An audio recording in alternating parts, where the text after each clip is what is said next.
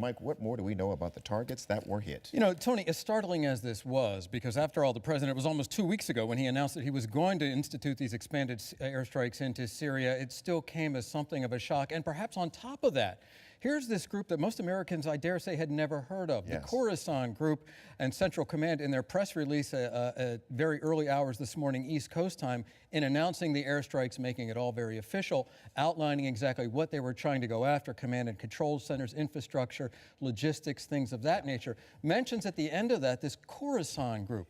The Khorasan Group had nothing to do with planning the fight against Assad, the Assad regime, or any other forces there. They were there, this highly seasoned, as officials put it, even the president put it, experienced group. They had been in Afghanistan, Pakistan, Yemen, training on how to build bombs surreptitiously to perhaps sneak through airport security for the express purpose, a small group of 20 or so attacks on Europe, attacks on the American homeland. President Obama appeared on the South Lawn on his way here to New York this morning and mentioned this group in particular.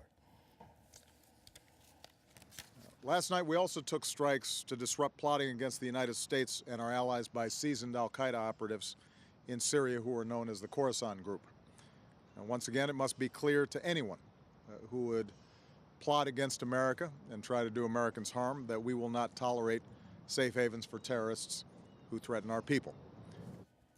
Now, many of the strikes that were aimed at this group were outside the Syrian town of Aleppo. They were done with Tomahawk missiles, sea-launched missiles from the Red Sea and the Arabian Gulf. So, Mike, is there a sense that with these strikes, these attacks have cut deep into ISIL's operations inside Syria? Well, when you consider the fact that there are an estimated 31,000 ISIL fighters between Iraq and Syria, 2/3 of them within Syria, even Pentagon officials today say this is really just the beginning. And really, the president has been preparing the public for a long campaign. Of course, there have been many doubts raised about certain aspects of that campaign, but now this is a dramatic escalation.